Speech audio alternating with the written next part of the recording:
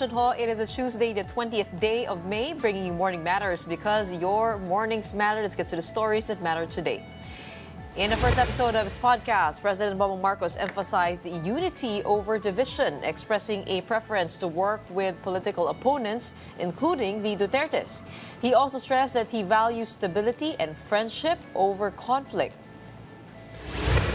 COMELEC proclaims winning party list groups except Duterte Youth and Bagong Generacion or BH, whose proclamation is suspended due to legal challenges.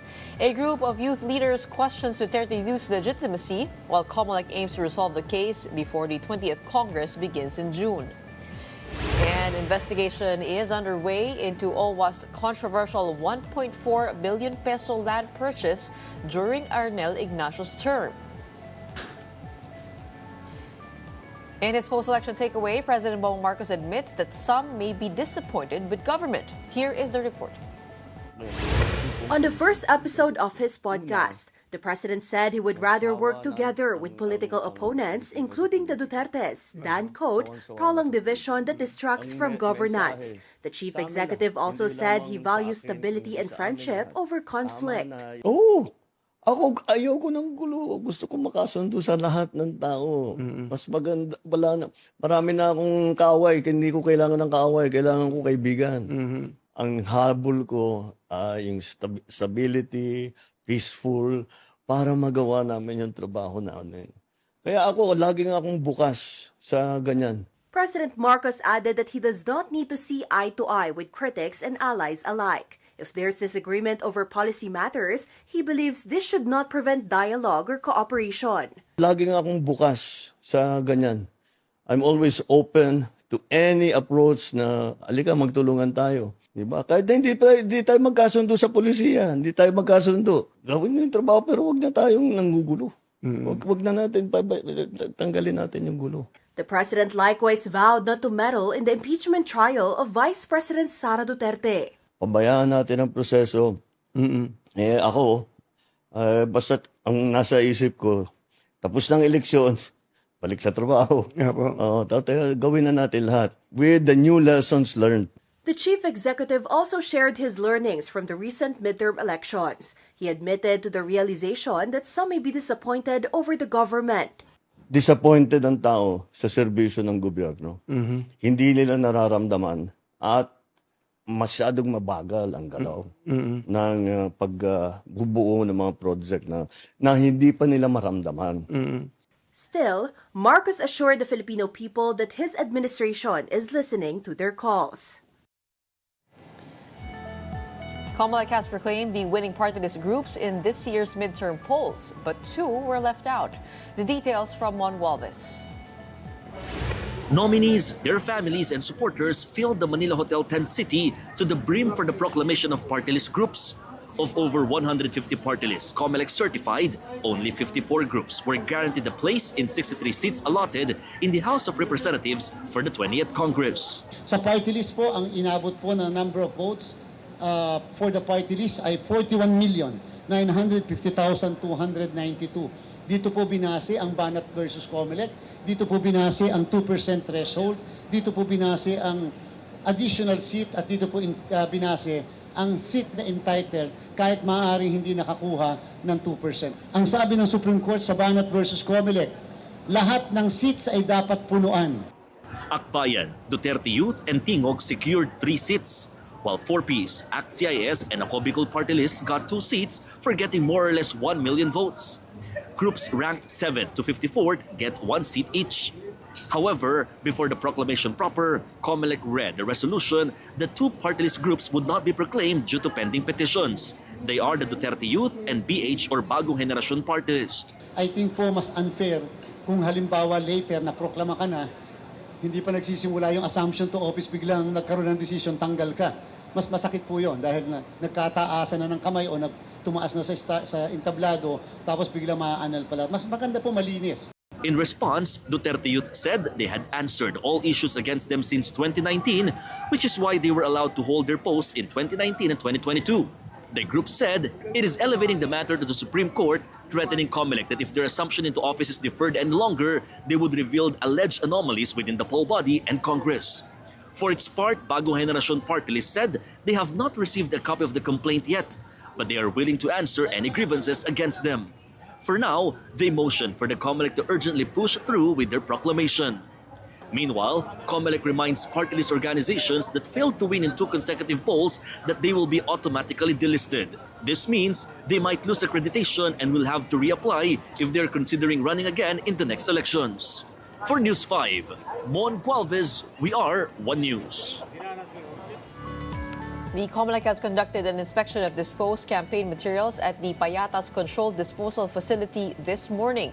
For details, we have mobile journalist Merimon Reyes reporting to us live on the ground. Merimon, who led the inspections, and how is the disposal going? Gretchen, so far dito sa likuran ko makikita mo patong-patong na yung ilan sa mga campaign materials na niligpit.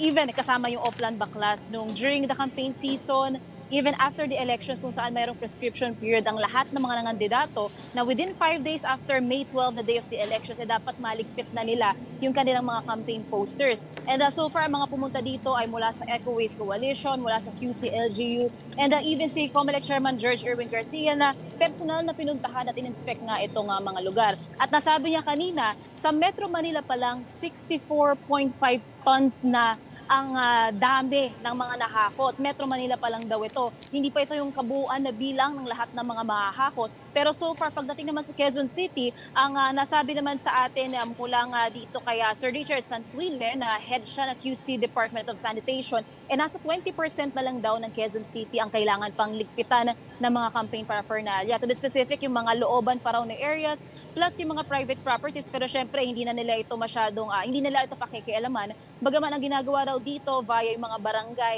ini-encourage na nila yung pagligpit mismo o paglinis para raw ma-upcycle o ma-recycle ang mga ito. Yung mga buo raw na mga tarpaulins na makikita ninyo, yung mga nakakabit pa ilan sa kanilang mga kawayan o kahoy, ginagawa dito ng QC-LGU is nakikipag-collaborate sila sa ilang mga small businesses and tuturuan ng mga persons na deprived of liberty para raw gawin itong mga tote bag. At the same time, ibebenta raw nila ito, pero garantisado naman na despite the high toxicity levels na nakita dito ng Eco Waste Coalition, nililinis naman daw nila ito at nilalagyan ng another layer of covering para matakpan yung mukha ng mga kandidato sa mga tarpaulin na ito at magamit naman daw with design and fashion. Gretchen.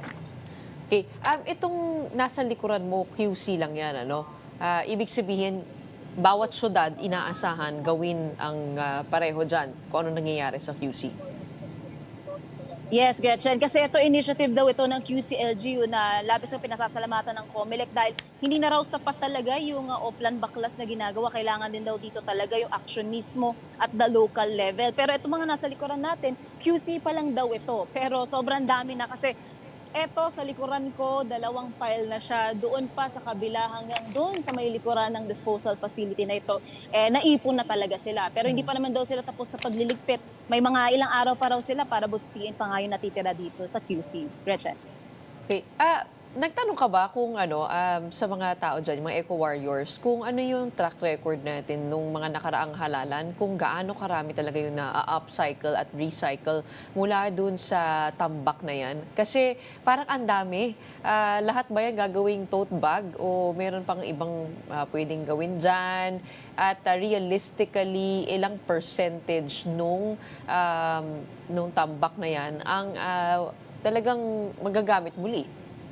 Gretchen, sabi ni Sir Richard kanina, magkakaroon pa raw ng sorting sa mga ito. Pero ang gagawin nila, yung mga buo pa, na literal na magagamit pa raw talaga, yun yung mapupunta for upcycling and recycling. Pero yung iba ng mga punit-punit na raw, na hindi na raw talaga siya magagamit, nor ma-restore pa, unfortunately, mapupunta lang daw talaga yun sa mga landfill. Pero ang nasabi kanina ni Chairman Garcia, yung dami pa rin daw talaga nito, it's still alarming whether or not kung ikukumpara siya sa mga lumipas na taon.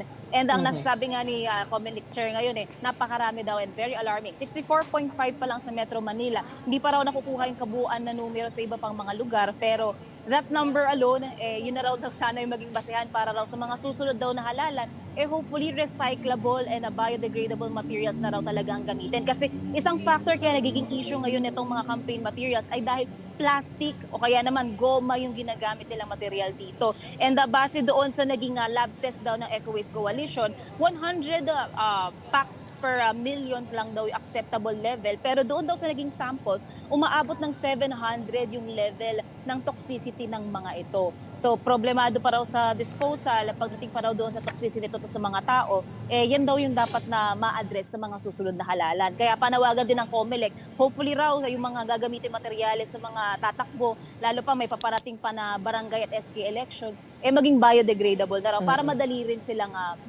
ma-manage at matapon. Gretchen? Natanong mo ba kung ano kailangan para tayo ay mapunta sa ganong direksyon? Kailangan ba ito legislation mula sa Kongreso o maaaring na itong magmula sa COMELEC? At meron ba diyang proposal to do eco bricks or talagang tote bag lamang yung pwedeng gawin dyan? So far, Gretchen, nasabi dito sa atin kasi ang pinakaginagawa pa lang nila is yung upcycling to tote bags, mga bayong. Pero they are also considering other ways to upcycle itong mga campaign materials. Ang nasabi ni Chairman Garcia, meron naman na daw mga resolution talagang nag-i-exist. At sinasabi rin doon sa election code na dapat nga daw yung biodegradable materials na gagamitin, yung recyclable, para raw makatulong din hindi lang doon sa election na process, kundi sa environment din in general. Kaso mahirap daw talaga dahil yung iba sa mga ito, kumbaga kinokontrata na daw, yung iba naman by private choice na nagpapagawa ng mga tarpaulin. So it's a call for all action daw talaga siya, Gretchen. Hindi raw sapat na maglabas ng resolution, kailangan pa rin daw talaga dito ang inisyatibo, Gretchen. Right, sana nga gamit natin muli yung mga posters na yan at maraming matulungan ito, no? Ng mga PDL, pati na rin ang mga bibili niyan. Pero dapat actually, responsibilidad din yan ng mga politikong tumakbo kung anong gagawin dyan. In the meantime, maraming salamat sa iyo. We have mobile journalist Mary Monreyes reporting to us live from Payatas. Don't go away. We'll be back with more stories right after a short break.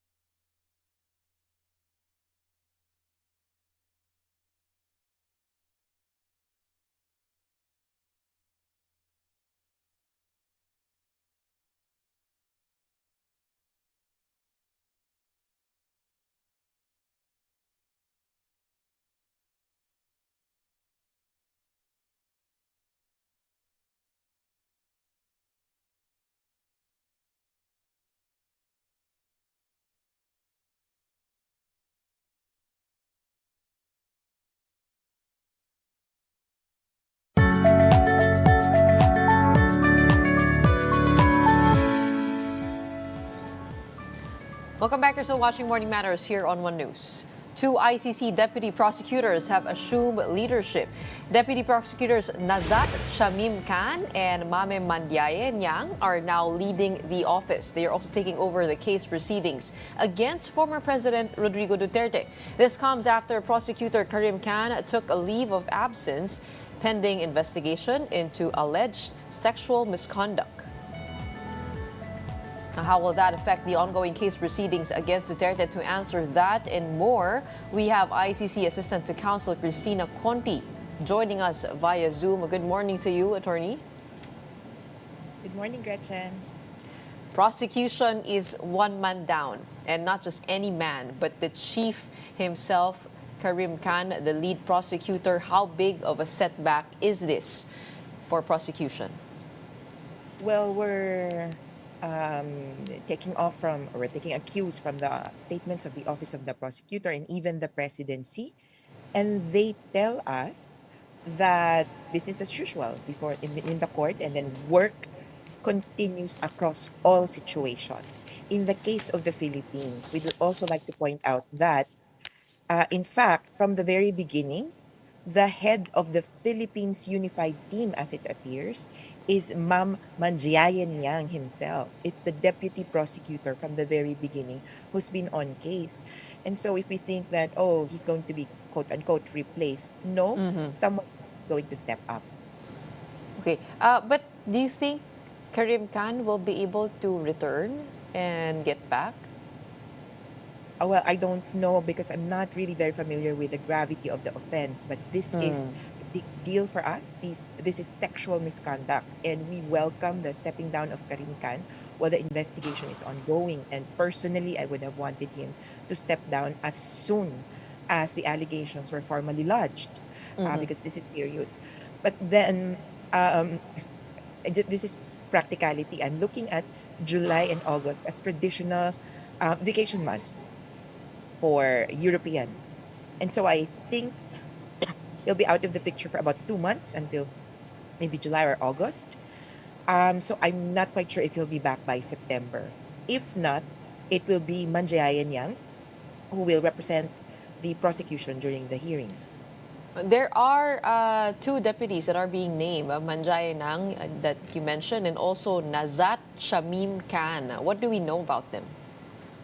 Oh, I've looked up Manjayan Yang, who is, I think, more relevant to our case. He's a Senegalese judge who also helped and was a judge at the International Criminal Tribunal in Lebanon and Yugoslavia as well. So he's very familiar both with domestic law, although it's Senegalese law, and international law.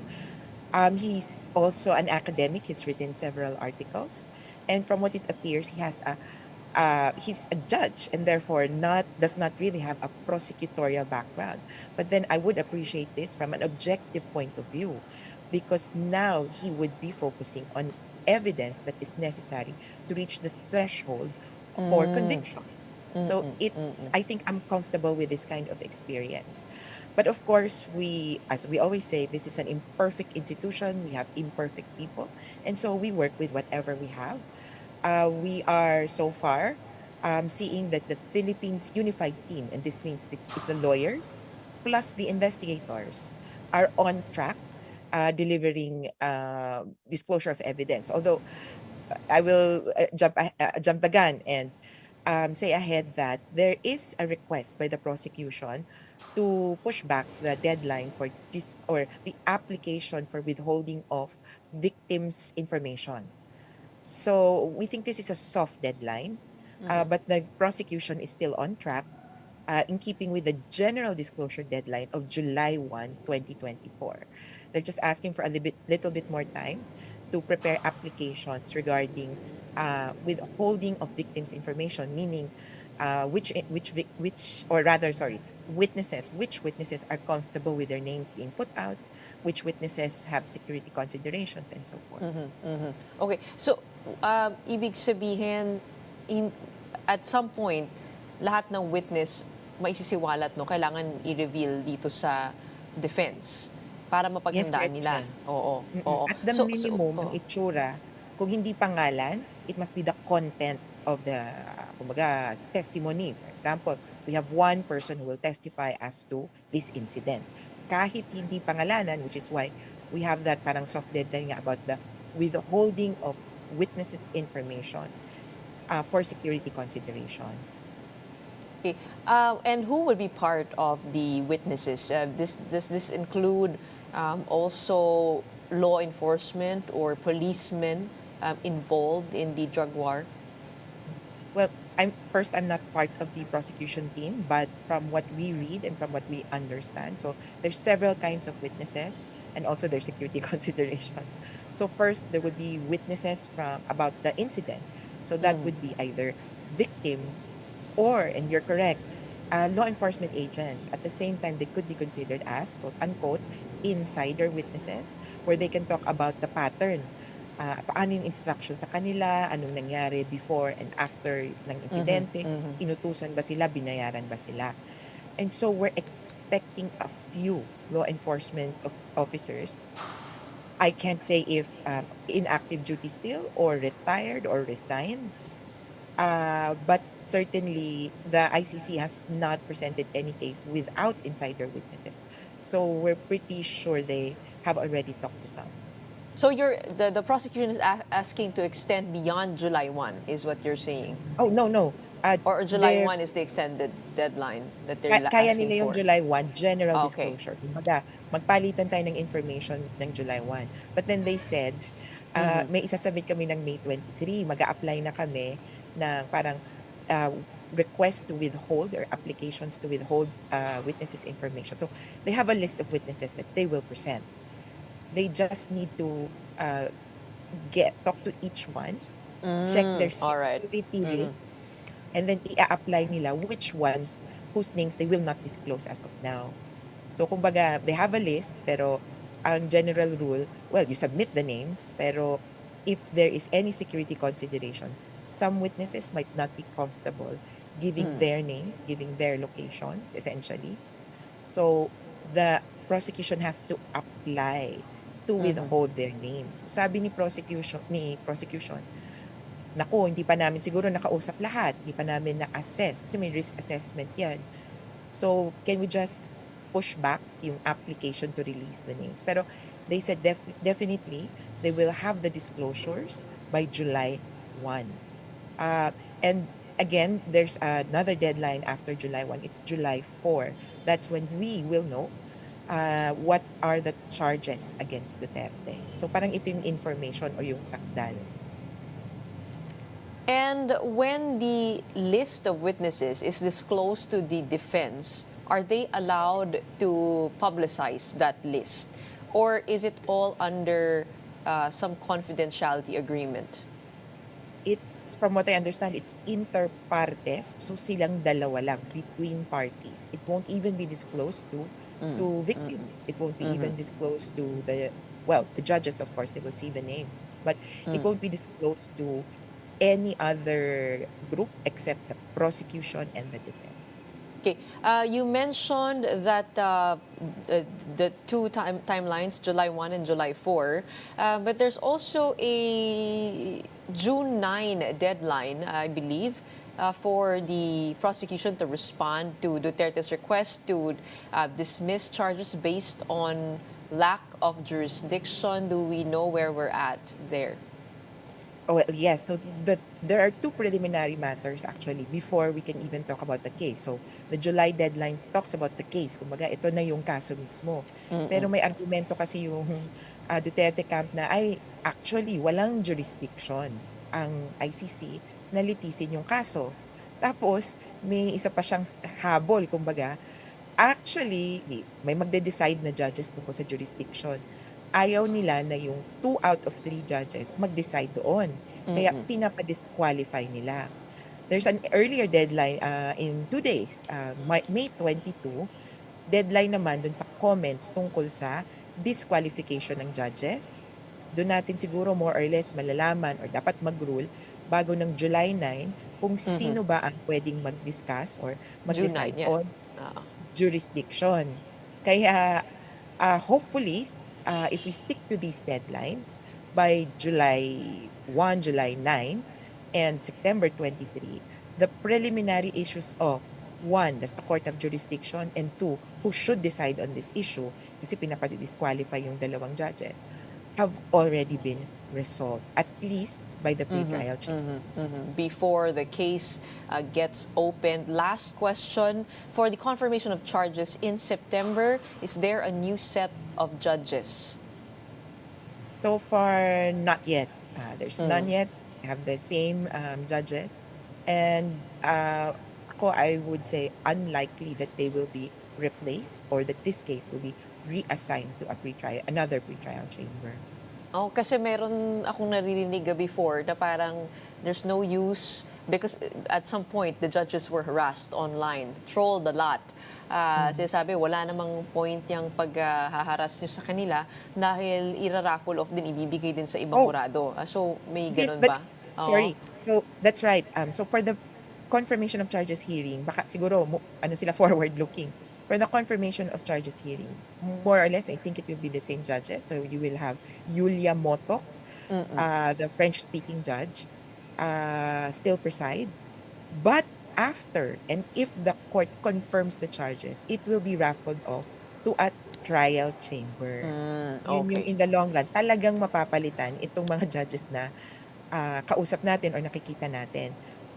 If or when in our, what we believe, talagang magpupursue ito into or magre-ripen into a case or trial, there will be a different trial chamber which will hear the evidence in this case.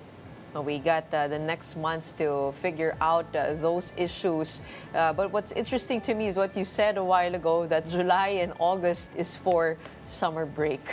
Kaya pala, naurong ng September. Now I understand it. Maraming salamat sa inyo, Attorney Christina Conti, for explaining everything to us and shedding light on what's up next for the victims and also for the prosecution. Maraming salamat, ICC Assistant to Counsel Christina Conti. Thank you, Gretchen. Ingat. Stay tuned. Morning Matters. We'll be back right after a short break.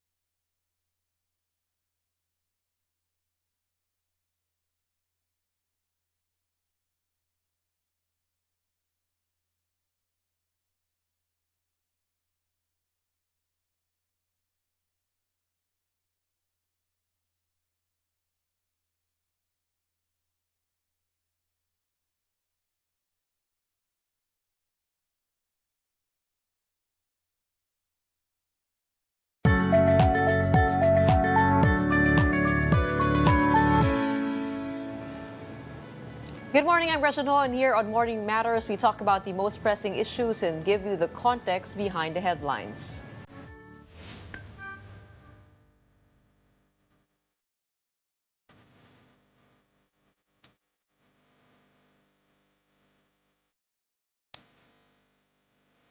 Three Filipinos have recently made it to the top of Earth's highest mountain, Mount Everest. However, the climb was not without tragedy, as another Filipino mountaineer died in an attempt to reach the summit.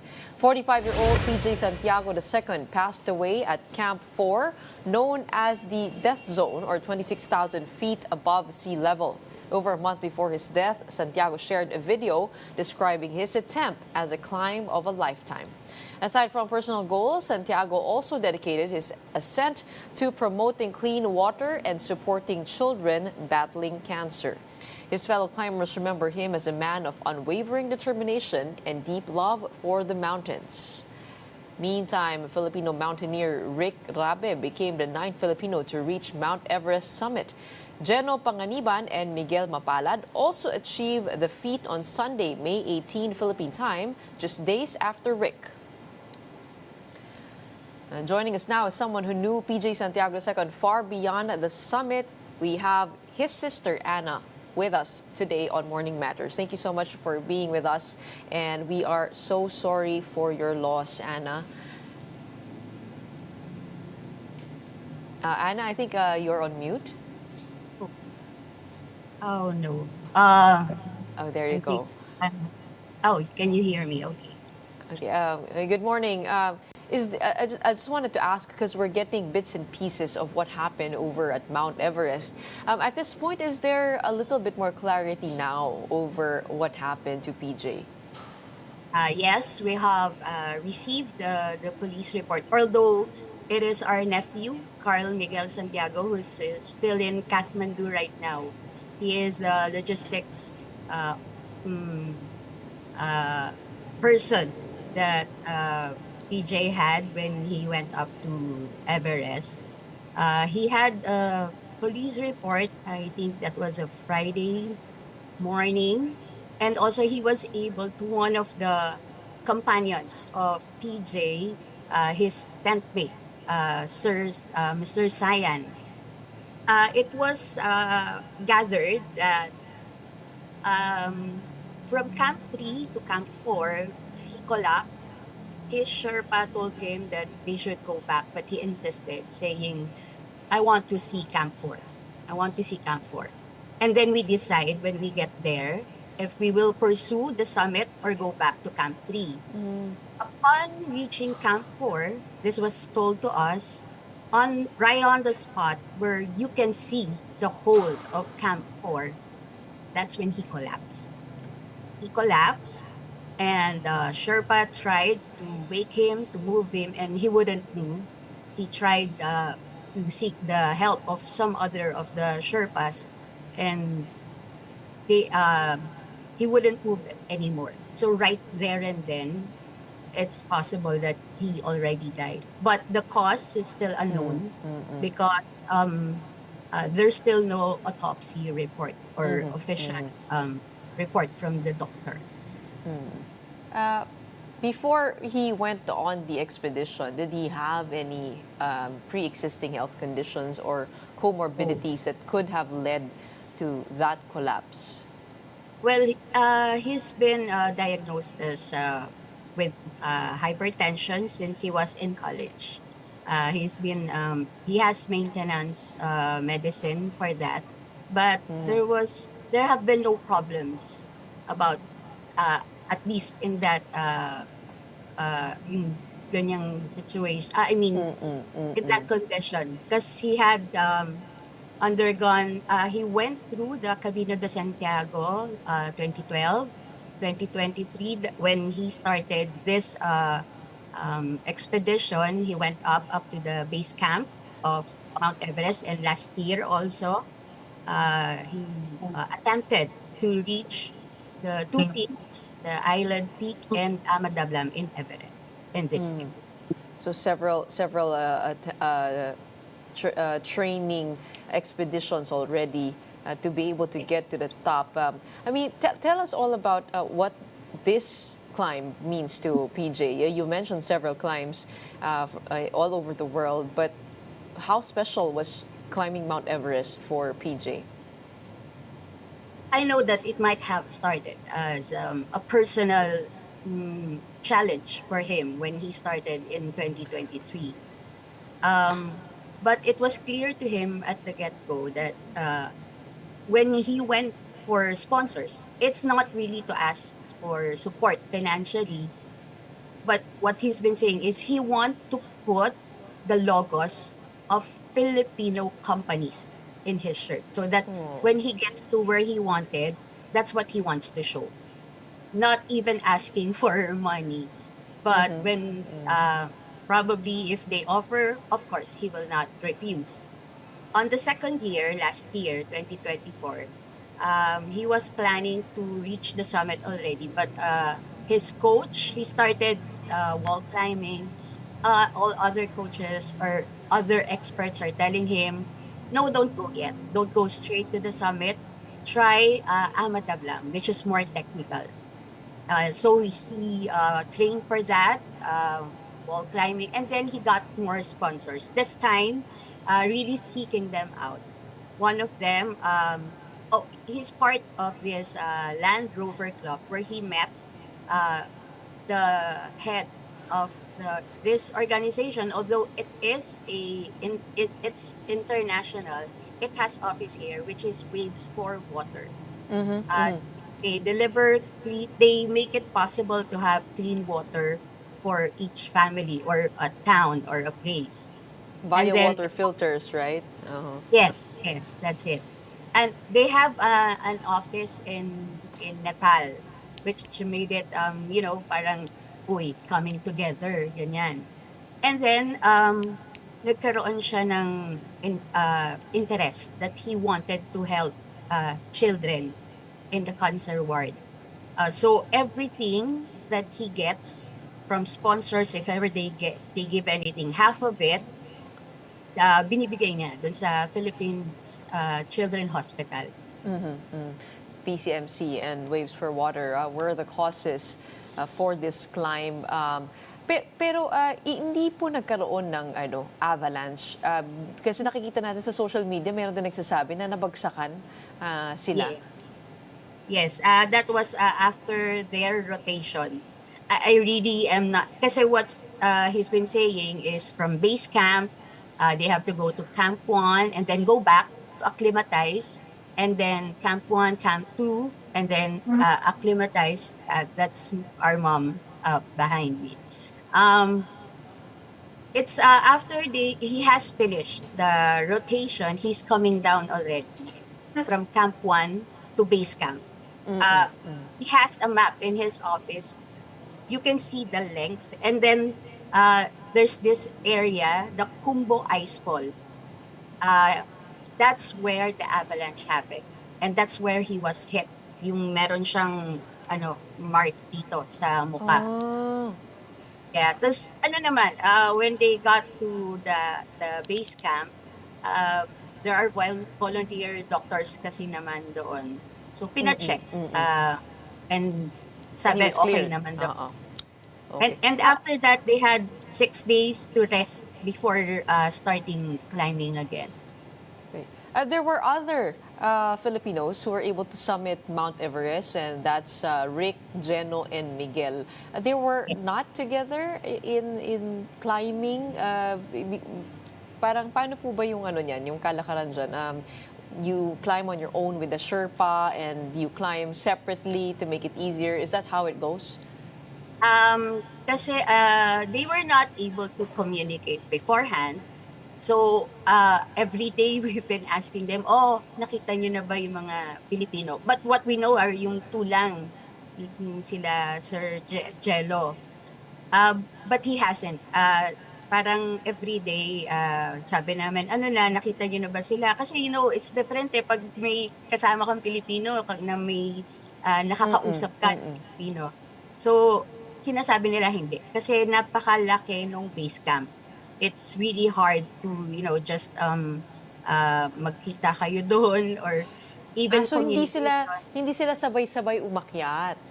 No, ang alam ko, different kasi yung outfitter na nag-join sila. So, ang nakasama ni PJ are 5 Indians. Tapos siya lang yung Filipino. Okay, because this was, this is Everest season. That Yes. window that you need to go there to be able to climb up top, But was he able to send you some messages before everything happened? What was the last message that he sent you? He's not really expressive. He's not, you would give any messages. But on the night for the summit push, that was May 10. May 10, Saturday night, the night before yung Mother's Day. So we were dining out, si Mama, si Papa, ako. Tapos he called me, may mga konting bilin lang na, ganyan. Yung mga, the usual, may request lang siya sa akin. And then, syempre, kinausap naman ni Papa, bilin about sa trabaho, ganyan. He has a construction company. And then, kay Mama, syempre, Happy Mother's Day, ganyan.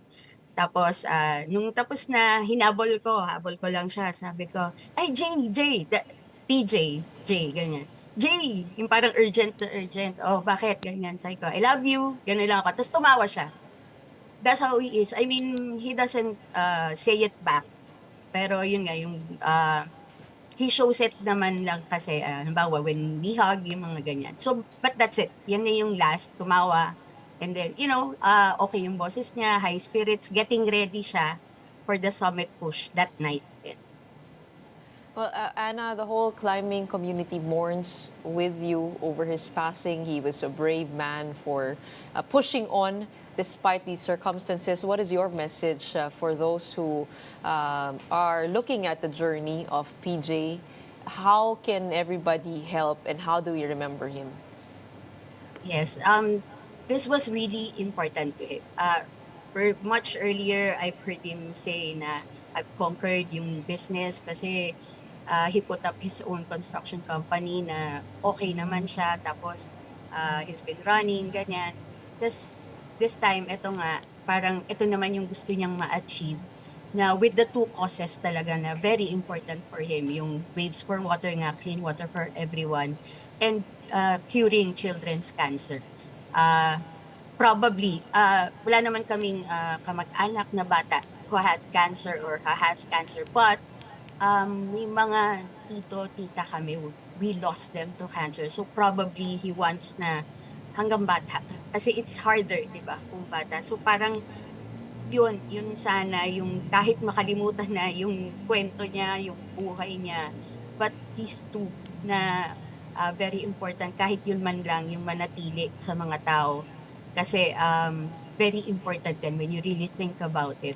Parang ang tinarget niya yung roots yung kung saan you can really start from the start. You can help from the start pa lang. Okay. Anna, where is his body now and when do we expect it to be here in the Philippines? Yes. So we've been coordinating. Someone's been helping us na nandun. Ano siya yung sa Nepal treks, si Sir Nava.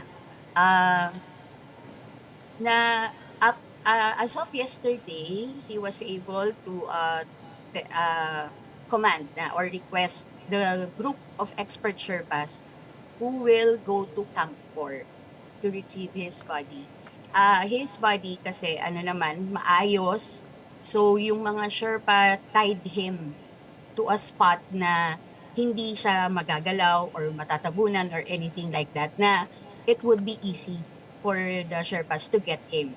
So right now, nasa Camp 4 pa rin siya. Hindi, wala pang nagre-rescue, hindi pa siya nakukuha. It's the Sherpas, and on the way yung Sherpas, I think, hopefully kagabi nag-push na sila from base camp going to Camp 4, which would well, they were hoping to reach him by today. Sana. Sana. Kasi would be a problem yung traffic.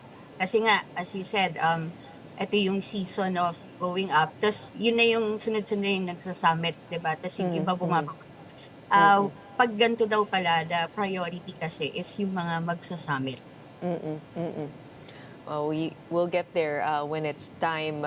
But just on a personal note, I'd like to say that seeing the videos and seeing his life has inspired me. And I'm sure it's not just me, but many other Filipinos. Kaya maraming salamat for telling the story of PJ. And again, we mourn with you, but we also celebrate his life with you. Thank you so much. We have Ana Santiago, sister of Filipino mountaineer PJ Santiago II. Don't go away. More matters to discuss right after the break. Keep it here on One News.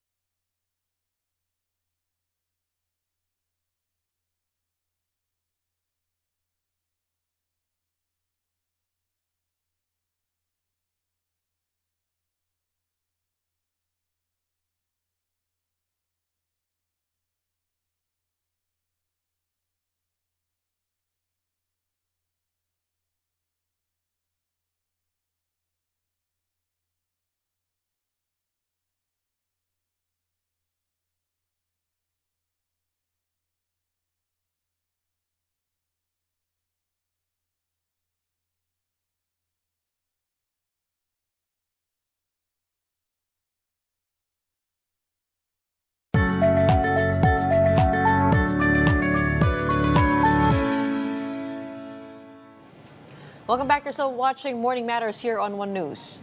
The COMELEC has suspended the proclamation of Duterte Youth and BH party lists. This as the two winning party lists are facing legal challenges. A group of private youth leaders, through their council election lawyer Emil Marañon, claims that Duterte Youth is not a legitimate representation of the youth. They also argue that the group failed to meet requirements of publication and public hearing. The COMELEC aims to resolve the case before the 20th Congress starts in June.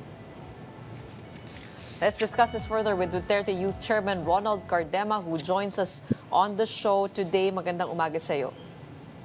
Yes, ma'am. Good morning po. Okay, Ronald, sinabi ninyo na ito ay grave abuse of discretion on the part of COMELEC. What is your basis for that? Yes, ma'am. Kasi sa ating bansa, every 3 years lang napapatunayan yung demokrasya. Every 3 years lang pwedeng bumoto yung taong bayan. And anong trabaho ng COMELEC? Pag nagkaroon ng botohan, they will canvass the votes and they will declare that the candidates were duly elected, then duly proclaimed. So kami po ay inelect ang Duterte Youth Party List ng napakaraming Pilipino. Lampas 2 milyon at kahapon, araw ng proklamasyon, kinabihan lang kami 4 hours before the proclamation na hindi kami makakasama kahapon. So paano nangyari yon? Na discretion na lang ng COMELEC ngayon kung kailan nila sasabihin, kung kailan nila gusto yung proclamation ng Duterte Youth Party List. Ang bigla nilang ni-raise, meron daw serious allegations noong 2019 patungkol sa Duterte Youth Party List. Ang masabi ko lang dyan, sabihin ko sa Korte Suprema, kung ganun ka seryoso yun, bakit pinatagal nyo ng lampas kalahating dekada? Hindi nyo nga eleksyon noong 2022 elections, nakaupo kami. Kasi alam nyo, masabi ko sa inyo kung ano yung mga kinaso sa amin, napaka-hawsyaw ng mga kaso lamang. Kaya nga, hindi nila, ang huling hearing nun, na pinatawag ng COMELEC, December 2019 pa, and dapat na-resolve na nila yon noong January 2020 after 1 month.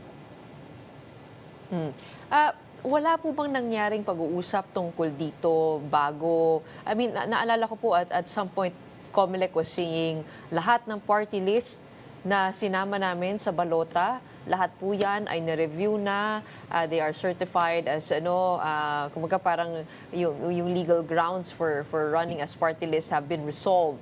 Wala po bang pag-uusap sa parting yon to be able to bring up those issues na meron palang mga kaso na nakabinbin dito nga po sa Duterte Youth? Yan po, tama yung punto nyo. Yan ang sinasabi ko. If that was really that serious, bakit nakatatlong eleksyon na kami na we are included in the ballots, di ba? Masabi ko sa inyo, nung narehistro yung Duterte Youth Party List noong January 2019, wala namang reklamo tong sina Emil Marañon. Nagkaroon ng kampanya, nanalo ang Duterte Youth Party List, nakaaway ko yung senior commissioner doon, si Guanzon. After 3 months, saka lang sila nag-file. Tapos yung nire-raise ni Emil Marañon, kakasuhan ko rin niya si Emil Marañon ng disbarment. Bakit po? For the past 6 years, sinasabi niya sa taong bayan na we are not registered.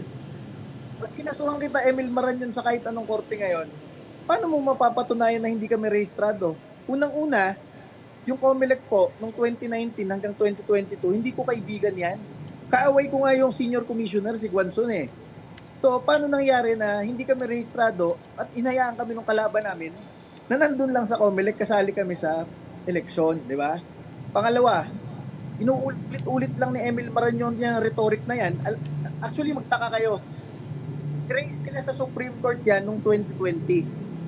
Hindi daw dapat ma-proclaim yung Duterte Youth Party List kasi daw hindi rehistrado. Ang ginawa ng Korte Suprema noong 2020, after 1 month, hindi na kami pinatawag, dinismiss outright yung pinail ni Emil Marañon at ng mga petitioner na yan, ng mga kabataan na yan. Bakit? Wala issue na ganon.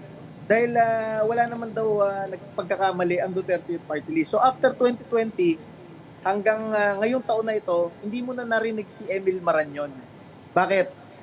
Kasi wala nga kwenta yung kaso nila, dinismiss na sila ng Korte Suprema, nag-forum shopping pa sila ha.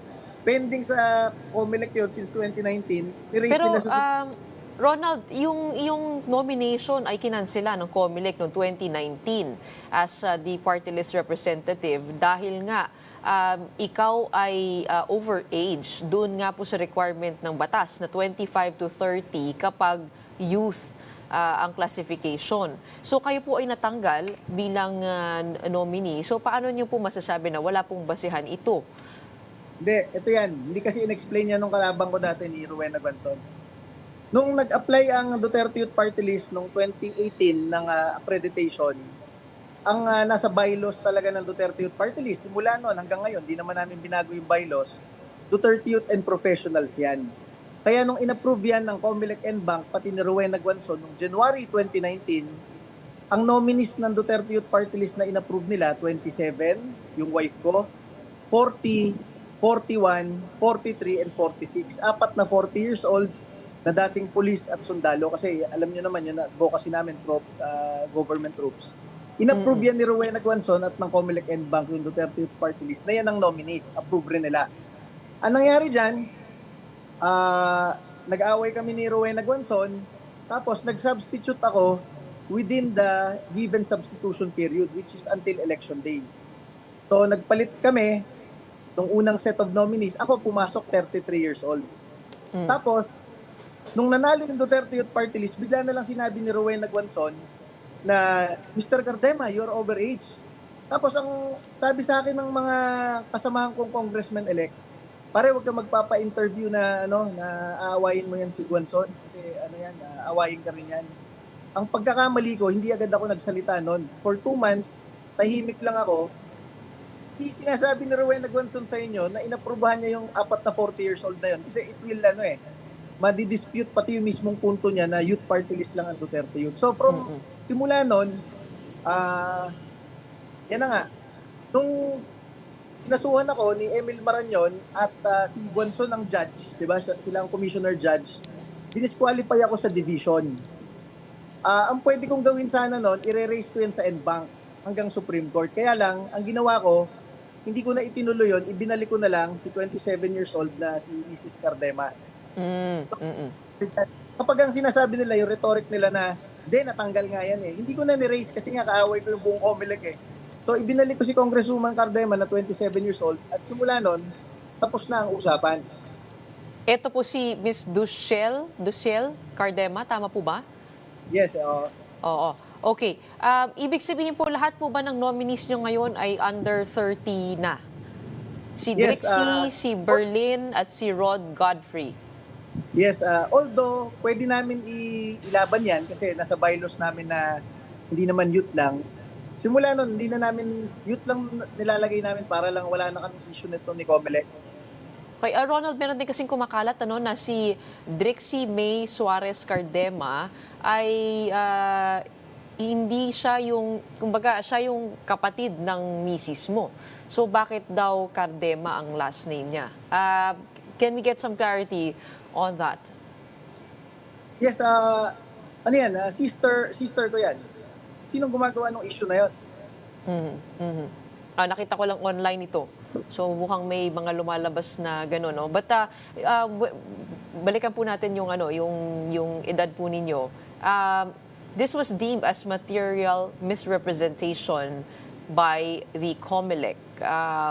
Is that the basis of what they're bringing up now to hold the proclamation of the Duterte Youth? I-correct ko kayo dyan. Yan yung ni-raise ni na Emil Marañon through dun sa division ni Guanzon dati na material misrepresentation yon.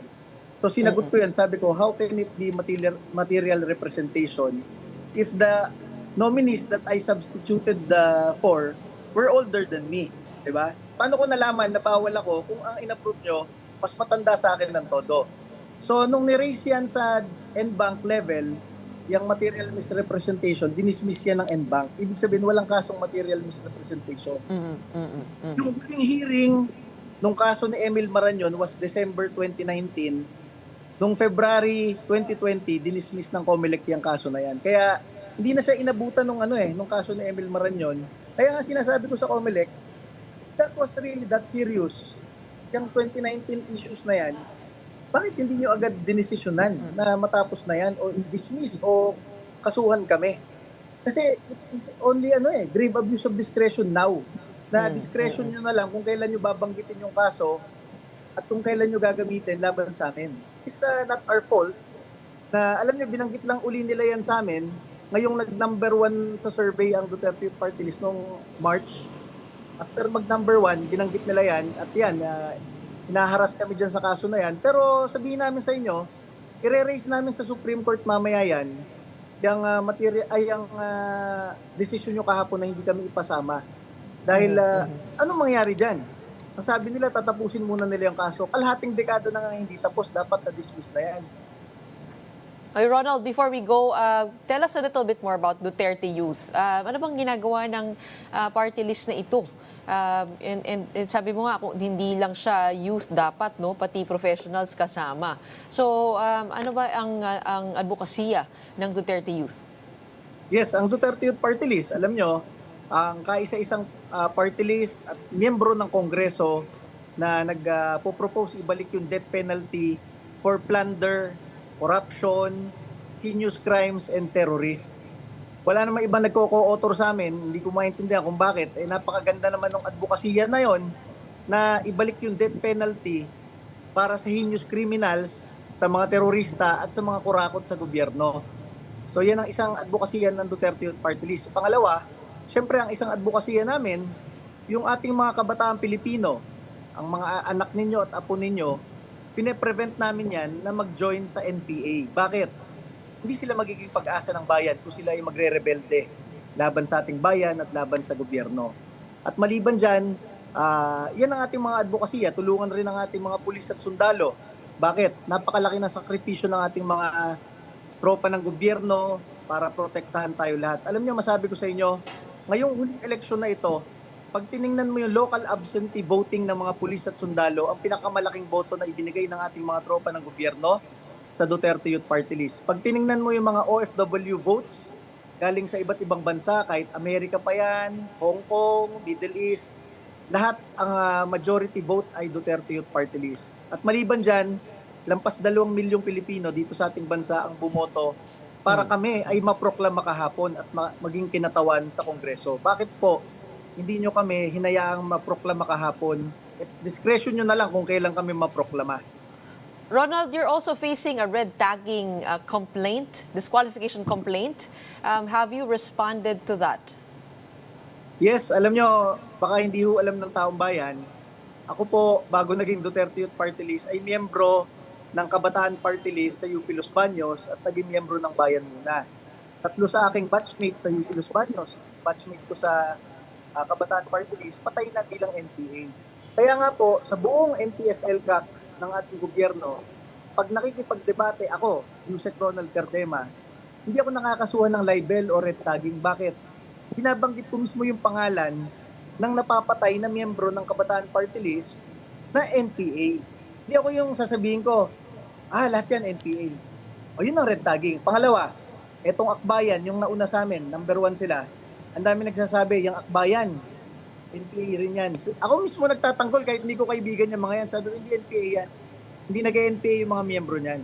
So, para kasuhan mo ako ng red tagging, kaya kong i-prove na hindi ako red tagger. Miyembro niyo ako dati. Binabanggit ko lang mismo yung pangalan ng miyembro natin sa Kabataan Party List na napapatay bilang NPA. That is not red tagging. That is telling the truth. Okay, aantayin natin ang inyong paghahain sa Korte Suprema at syempre ang resolusyon, sana ito ay maresolba bago ang pagbubukas ng Kongreso. 3 seats in Congress ang nakataya dito sa inyong issue, no? But maraming salamat sa pagpapaliwanag ngayong umaga. We have Duterte Youth Chairman Ronald Cardema joining us on Morning Matters today. Thank you po, ma'am. God bless po. And before we go, Signal has officially launched Signal Super, the first ever streaming aggregator app in the Philippines. The platform brings together content from providers like HBO, Warner Brothers, Signal Play, and Pilipinas Live into one subscription and interface. Signal Super aims to make entertainment more accessible to Filipinos with just one login on mobile devices. Chief Revenue Officer Gerard Milan says this launch marks Signal's biggest step yet in multimedia innovation. The app is now available on Google Play and the App Store with promo prices starting at 249 pesos until May 31. And that wraps up today's episode of Morning Matters. We hope we've given you the right start to your morning. Let's go ahead and make the day matter. My name is Gretchen Ho. We are One News, all sides, all the time.